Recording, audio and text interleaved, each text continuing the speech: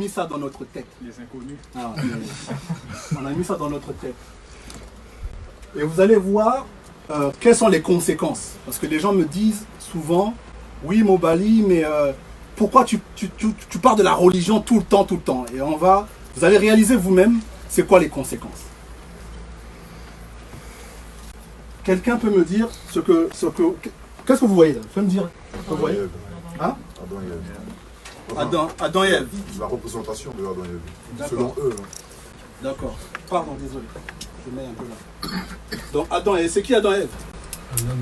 Selon les textes bibliques, c'est les premiers hommes et la première femme que Dieu a créée sur terre, et que la femme est issue de la côte de l'homme. D'accord. Donc ça, c'est ce que vous voyez, c'est les premiers hommes de la terre. Hein? Enfin, Adam et Ève, c'est ça, non? J'ai posé la question. Et ma question, c'était quoi ma question? Ma question, c'était quoi? J'ai dit qu'est-ce que vous voyez, non? Non, frère, ne changez pas. Il faut qu'on soit truc. Faut pas changer. J'ai posé une question, vous m'avez répondu, vous avez dit Adam et Ève.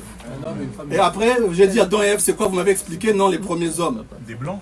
Donc, moi, si vous me posez la question, d'accord? Moi, je vois des blancs à poil. Parce que c'est ce que je vois. D'accord? La question était claire. Qu'est-ce que vous voyez? D'accord? Et vous avez dit, Adam et Ève, vous avez commencé à expliquer, non, c'est les premiers hommes. Non, moi je ne vois pas les premiers hommes. D'accord? Moi je vois une bande de nudistes, d'accord, qui ont un problème. Et je pense qu'ils sont drogués. Parce que se promener à 15 h comme ça, là, à poil, c'est pas possible. D'accord? Donc voilà.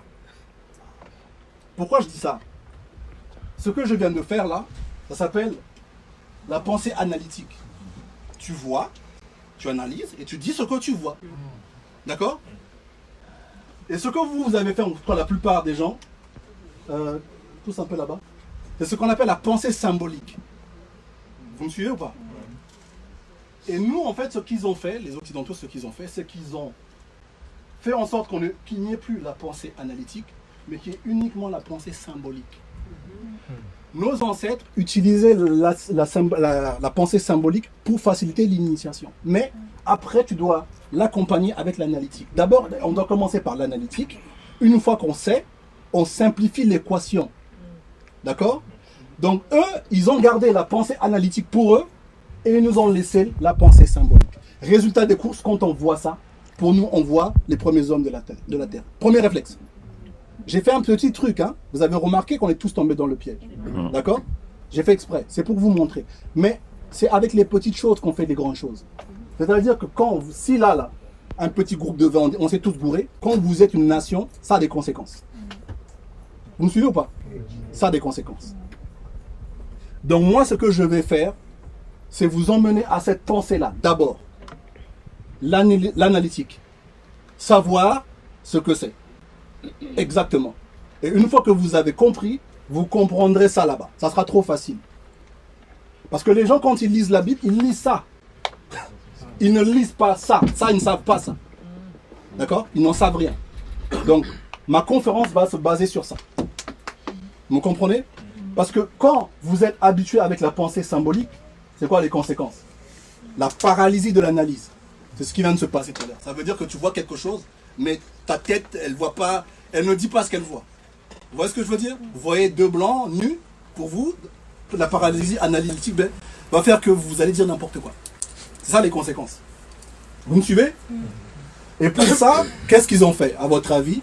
Ils ont fait ce qu'on appelle la pédagogie. D'accord? Mais la pédagogie, c'est pas ce que vous pensez. La pédagogie, en fait, c'est l'art d'éduquer les enfants. Quand vous allez faire l'étymologie de ce mot, pédagogie, c'est ça en fait, c'est éduquer les enfants. D'accord? Pourquoi? Je vais demander à Didi de nous lire un extrait de ce livre que je vous conseille. D'accord? J'ai mis le titre... Est-ce que vous voyez tout ça? D'accord? C'est écrit par un frère chrétien. D'accord? Mais lui, il sait de quoi. Donc là, il parle un peu de ce qui s'est passé au Congo. Comment le christianisme est arrivé. Est-ce que Didi, tu peux nous lire quelques passages de ce livre? Donc les missionnaires introduisent une nouvelle habitude, à savoir le regroupement d'enfants en nombre en un seul endroit pour longtemps, voire très longtemps. Pourquoi ces regroupements d'enfants? Après l'échec cuisant des visées expansionnistes chrétiennes à cause du refus des adultes africains. Stop. Vous avez compris ou pas? Donc on regroupe les enfants parce qu'il y a eu un refus massif des adultes. Tu ne peux pas venir en Afrique, tu dis oui, il y a un Dieu qu'on a crucifié et puis il va revenir. Moi en tant qu'adulte, ma pensée analytique me dit non, me dit c'est pas possible. Donc les parents ne croyaient pas, ils disent c'est des bêtises. J'ai dit continue. Donc, je disais, après l'échec cuisant des visées expansionnistes chrétiennes à cause du refus des adultes africains à toute tentative d'évangélisation, et vu le péril que courait l'œuvre colonialiste dite civilisatrice, les colons et les missionnaires en sont venus à changer de stratégie. Il leur fallait des enfants. Pour les missions, le but est de former des catéchistes et des jeunes chrétiens à partir de son quota de 20%, en fin 1904.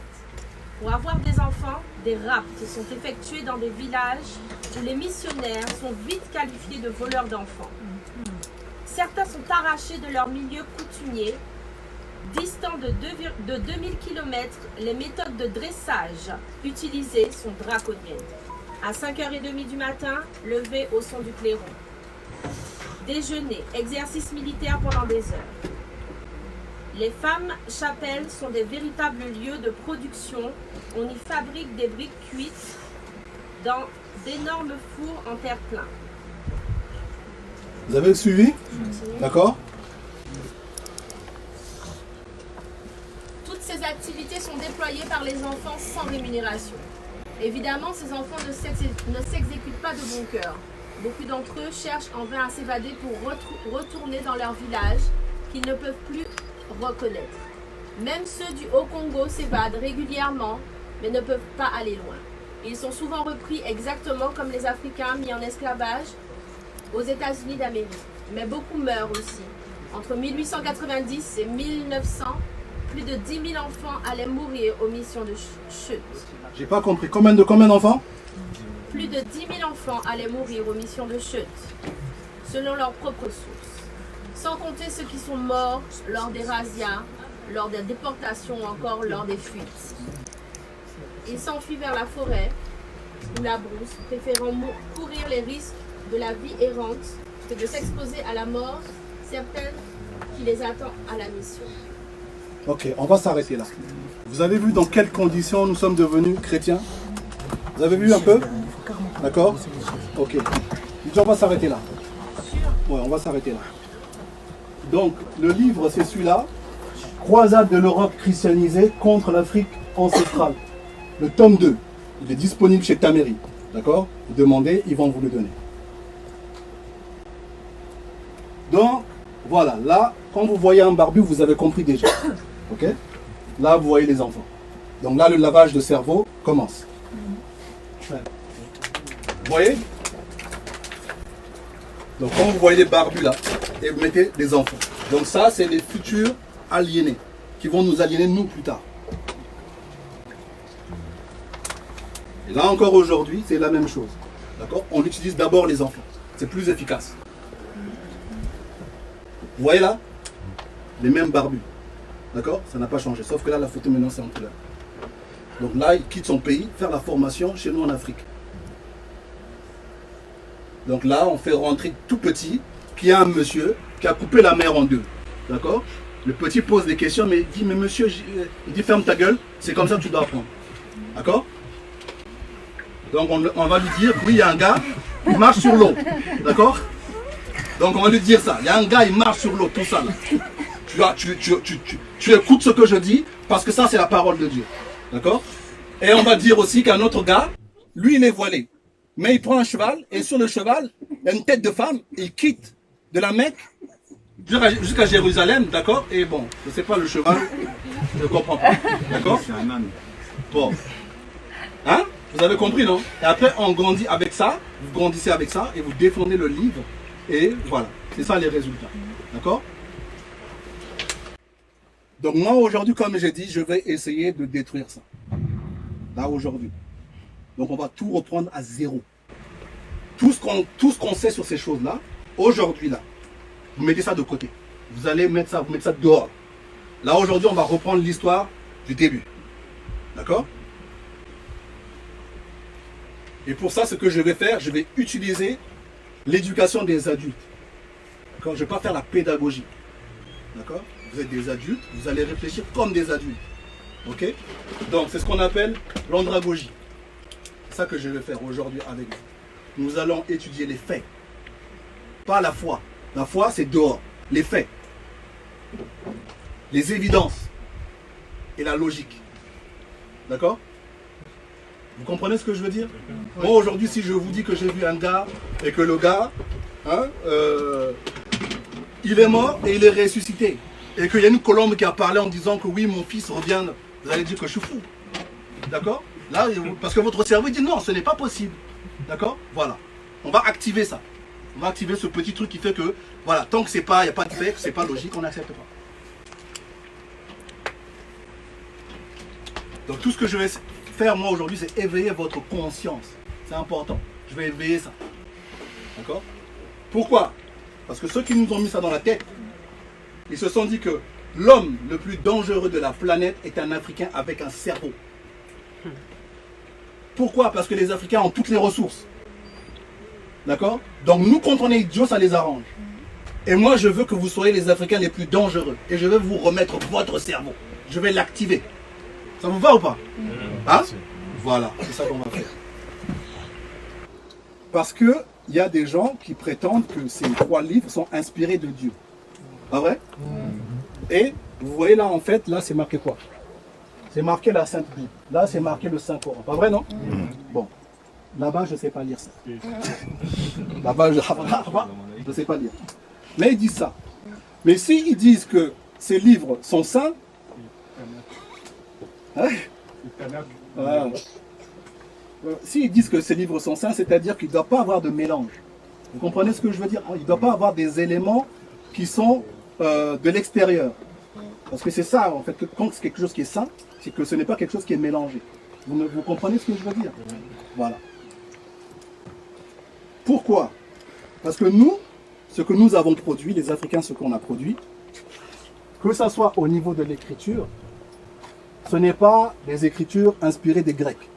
Vous me suivez ou pas? Ce n'est pas une écriture inspirée de l'arabe. Vous comprenez? Ça, c'est typiquement africain. D'accord? Ça, c'est typiquement, c'est pas inspiré de quelque part d'autre. Quand vous voyez notre système de la justice, d'accord, ce n'est pas quelque chose qui est venu des Grecs. C'est africain. Vous me comprenez ce que je veux dire? Lorsque vous voyez notre architecture, c'est pareil. D'accord? Lorsque vous voyez notre compréhension de comment fonctionne l'univers, c'est typiquement africain. Lorsque vous voyez comment on a produit cette idée de l'énergie et de l'immortalité de l'âme, tout cela est typiquement africain. Et pour ça, qu'est-ce qu'on a fait? On a utilisé le biomimétisme, c'est-à-dire qu'on prend comme matrice la nature. Donc la source de notre intelligence, c'est la nature. Pas les Grecs, pas les Arabes, pas Jésus, pas Mahomet. Notre source de notre intelligence. La première fois qu'on a produit l'écriture, c'est en observant la nature. C'est ça notre matrice. Vous me suivez ou pas? D'accord? Quand on a pensé notre système de justice, c'est en observant la nature. C'est pas un messie qui est venu, tout ça, tout ça. Nous, on n'a pas fonctionné comme ça. Ok? Et grâce, attendez, il y a encore d'autres trucs qui manquent. Et non seulement le biomimétisme, mais il y a ce que, ça c'est mon terme. Parce qu'eux, ils vont dire théologie. Mais les Africains ne peuvent pas parler de théologie parce que nous n'avons rien à voir avec théos. D'accord? Donc nous, le terme qui serait correct, c'est nétérologie. D'accord? Logie, c'est lorsque vous utilisez quelque chose de manière scientifique. D'accord? Et néter, aujourd'hui on dirait Dieu, mais c'est inapproprié. D'accord? Par rapport à notre façon de voir. Je dirais plutôt l'univers déifié. Dans ma conception. Ok? C'est l'univers déifié. Donc c'est étudier l'univers de manière scientifique. De manière, c'est pas la muséologie, non, c'est scientifique. Vous comprenez? Voilà. Et en troisième, je vais mettre l'astronétérologie. C'est-à-dire qu'on va utiliser les astres. Vous comprenez ce que je veux dire? On va utiliser les astres pour pouvoir étudier l'univers. Mais de manière scientifique. Pourquoi? Parce qu'à un moment donné, vous avez besoin d'avoir un calendrier. Vous avez besoin de savoir les saisons. Pour les astres, non? L'heure. Pour les astres, non? voyez ce que je veux dire? Toutes ces choses-là. Donc, à partir de ça, on a pu donner au monde la musique. On a pu donner au monde la philosophie. On a pu donner au monde les mathématiques, la géométrie. À partir de ce que je viens de citer. Sans emprunt. On n'a pas attendu la Mésopotamie, on n'a pas attendu Israël, on n'a pas attendu tout ça. On a juste observé la nature, on a fait ces trois choses que je viens de noter, et on a donné tout ça au monde. Est-ce qu'on peut être logique là-dessus ou pas? Maintenant, regardez, ce que vous voyez là, vous allez encore aujourd'hui, vous allez en Égypte, vous avez ce qu'on appelle le texte de pyramide. C'est le corpus religieux le plus ancien de l'histoire de l'humanité. C'est le plus ancien. Donc ça, c'est l'original. Tout ce qui va venir après ça, là, c'est des copies. Vous me suivez ou pas? Et je vous ai dit, pour que les Africains produisent ça, ils ont observé la nature. Bon. Je reviens un peu ici parce que c'est très important. Attendez. Je reviens ici parce que c'est très important. Nous sommes les seuls à pouvoir montrer, par rapport à notre spiritualité, des preuves de première main. Si tu me dis, moi, africain, mais où est l'original de ton texte? Je peux te le montrer. Je dis, va en Égypte, voici le corpus le plus ancien. Tu le touches et tu peux le traduire. D'accord? Nous pouvons faire ça, nous, les Africains. Les autres, c'est chaud. Et je vais vous montrer pourquoi, tout à l'heure. Donc, là, ce que vous voyez, c'est une photocopie d'un original. On va dire une photocopie numérique d'un original. D'accord? On va faire simple, comme ça. Et moi, ce que je vais faire, ça, c'est le papyrus d'Ani. Il est au British Museum, donc ça existe. C'est pas quelque part caché, ça existe. Vous allez à Londres, vous allez voir ce que je vous montre. Et pour vous montrer un peu de l'avantage qu'on a, nous, dans nos histoires, je vais demander à un frère. Parce que moi, je ne suis pas spécialiste. Je vous ai dit, non? Moi, je ne fais que vulgariser l'information. Et les spécialistes, ils font leur travail. Moi, je vais utiliser quelqu'un, un frère à nous, qui s'appelle Pierre Nilo. Je vais vous demander qu'il se lève là. Donc ça, c'est un frère à moi. J'ai envie que d'abord on l'applaudisse. Je ne sais pas si vous le connaissez. Donc ça, c'est un de mes mentors, avec qui j'ai eu beaucoup de conversations avec lui par rapport à cette conférence, parce que je sais que c'est un frère qui est très minutieux. Tu vois, donc quand il donne une information, il faut qu'elle soit vérifiée. Nanana. Et donc, à chaque fois que j'avais un doute, je prenais mon téléphone et je l'appelais. Pourquoi? Parce que si lui, il accepte ça, c'est que c'est bon. S'il valide, c'est un peu ma mairie. Tu vois, s'il met le cachet, c'est que c'est bon. Voilà. Je vais lui demander, d'accord, de me traduire ça. D'accord? C'est trop... Attends, frère, je vais te faciliter la tâche. On va faire comme ça. Je peux prendre ici, là. Ouais. Je me mets là. En rouge, c'est marqué « Salut à toi J'entends pas. ». Salut à toi. Pour ceux qui sont derrière là, doivent t'entendre. Oui. Mais là, ici, c'est marqué « Salut à toi ». Ici, « wa ». Ici, c'est la notation en abréviation avec le déterminatif. Ici, le S, le T, le N. Les Européens vont vocaliser Nissout, mais en fin de compte, le frère Hitler a prouvé en copte aussi, ça se prononce Soutan. Le mot Soudan vient de ça. Ici, c'est le pluriel, donc ça signifie salut à toi, roi des rois. J'ai pas entendu, frère. Salut à toi, roi des rois. Roi des rois. Ouais. Oh, mais c'est bizarre, hein? C'est familier, ça me dit quelque chose. Mais continue encore. Ici, ça se prononce Nab, Naba, qui signifie seigneur, avec le déterminatif.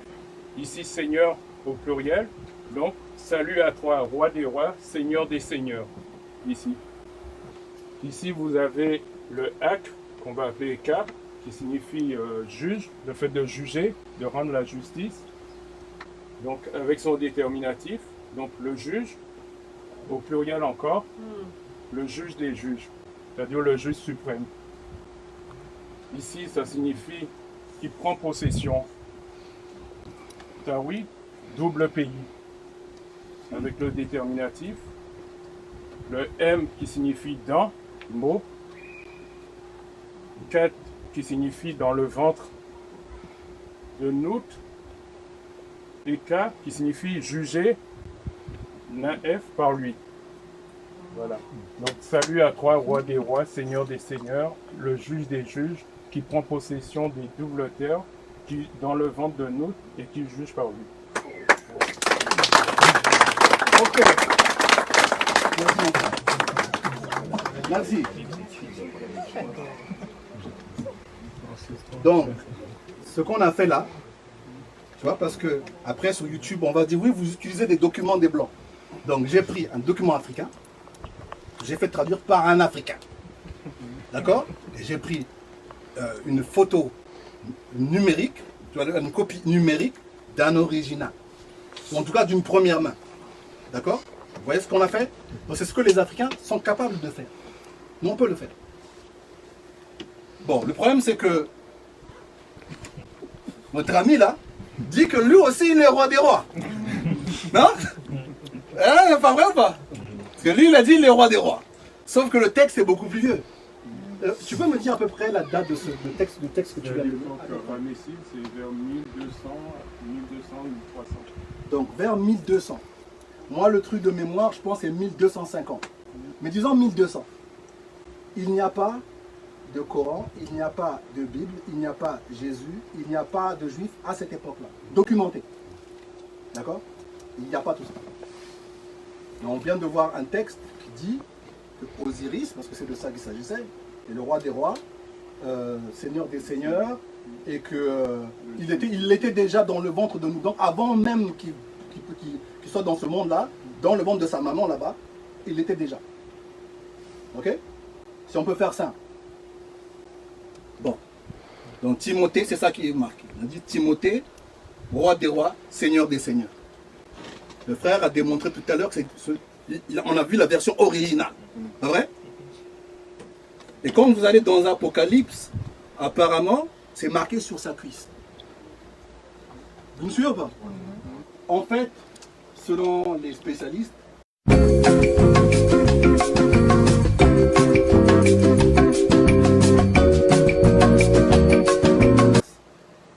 donc Jésus a tatoué sur son sexe qu'il est le roi des rois, seigneur des seigneurs. Sérieux? Hein? Je te dis. Il l'a tatoué sur son sexe qu'il est le roi des rois et le seigneur des seigneurs. Et nous, on doit avaler ça. Oui? Ouais, mais pardon, on peut poser une question ou pas pendant Oui, tu peux poser une question. Ouais, mais pourquoi spécialement sur cet organe-là? Est-ce que c'est encore en métaphore ou c'est vraiment... Non, il l'a fait comme ça? C'est pas une métaphore. Il a dit sur la cuisse, c'était la métaphore. Et je viens de t'ouvrir la métaphore. Je suis d'accord avec toi, mais pourquoi avoir choisi exactement ça là? Ça, c'est pas mon problème. Parce que lui, s'il est Dieu, c'était juste ça. Hein. Voilà, si lui, il est Dieu, il ne peut pas avoir d'organe. Parce que l'organe, ça sert à pisser. Ouais, ça veut dire que tu as des envies, tu dois boire, et tu vois ce que je veux dire. Parce que j'ai dit tout à l'heure, la pensée analytique. Je suis d'accord. Donc qu'il ait un organe, ça me cause déjà un problème. Ensuite, qu'il se tatoue quelque chose, ça me tatoue ça. Oui, mais quelque chose ou quelque chose de précis. En fait, c'est là mon problème. D'accord. Mais en tout cas, un Dieu qui se tatoue sur son sexe, je suis le roi des rois, il y a un problème. Tout ce que j'essaie de dire, ok, il y a un problème. Donc, si nous voulons comprendre pourquoi ces bizarreries là, on doit recommencer l'histoire du début. D'accord? Je vais remonter loin dans l'histoire, à une époque où il n'y avait pas de juifs, à une époque où il n'y avait pas d'arabes, à l'époque où il n'y avait pas de Coran, il n'y avait pas de Bible. On va recommencer tout à zéro. Ok? Ça va.